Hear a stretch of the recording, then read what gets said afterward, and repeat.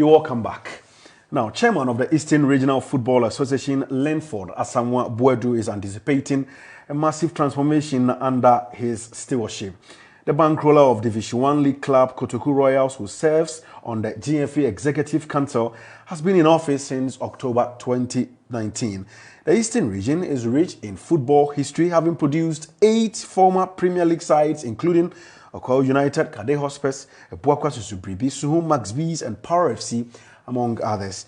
In an interview with GFA News, Linford Asamoah outlines plans and policies that have been put in place to develop football in the region. If you recall, I was the one who got the highest vote in the last year election. I promised them few other things. Among the things that I promised is corporate governance principles. I let them know that we are going to have a very transparent administration, develop football, players from grassroots, referees, coaching. So my first program was, I did coaching education. I brought a coach all the way from UK to do the coaching education program for about 5 days. Then secondary, I also find out that we are lacking information in terms of our database in the region, because if you want to access any document, it's very difficult. So quickly we subscribe to Golf Soccer. It's a software that we are going to regulate our league, making sure league fixtures, refereeing, appointment. This software will take care of everything. Then finally post the league tables to the websites automatically after the blast of the whistle of a referee.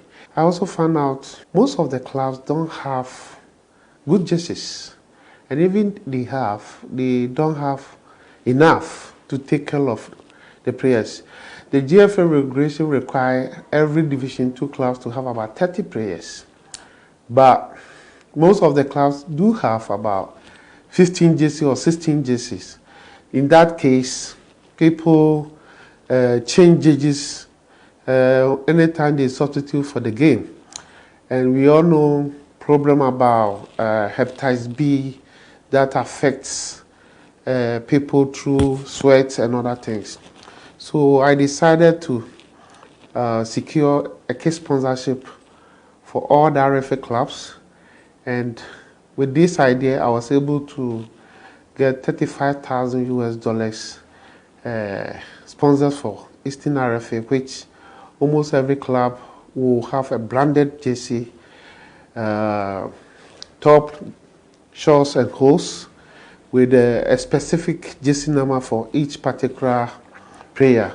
So I believe strongly that this will go a long way to brand the Eastern regional game.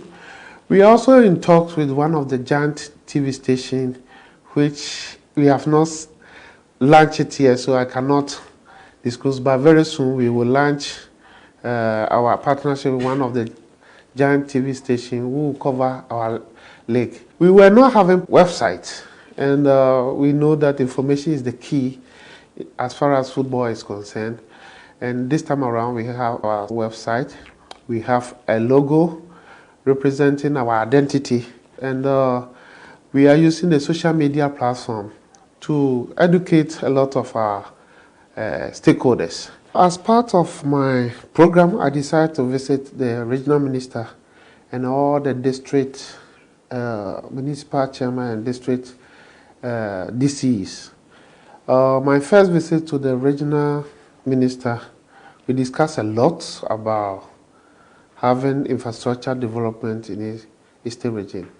Thankfully, government, through the Minister of Youth and Sports, is building Kofodia Sports Stadium.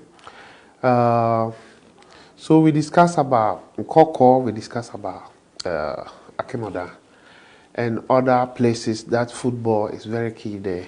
The minister assured me that they are going to build the Nkoko Stadium very soon. There was also promise that Akemoda Stadium will also be built. So I was so happy that the government is taking initiative by building all these things. But in the past, I mean, we all know Eastern region as one of the powerhouse in the lives of the Wu youngsters, Sumas Bees, Kwabi Brim, Kede Hospes, Oko United, and a whole lot of teams that were doing very well in the Premier League.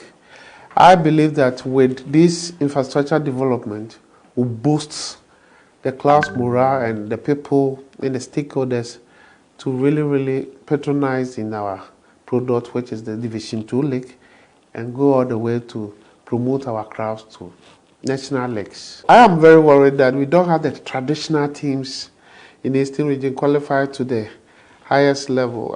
Right now we have Kotoku Royals, my team. We have Far Rangers, we have Ochima Pranes. Even Ochima Pranes is now playing at Dansuman. Then we have Crystal Palace. Since I became vice, I was the middle league chairman, and all the teams that qualified to the Division 1, they all stayed.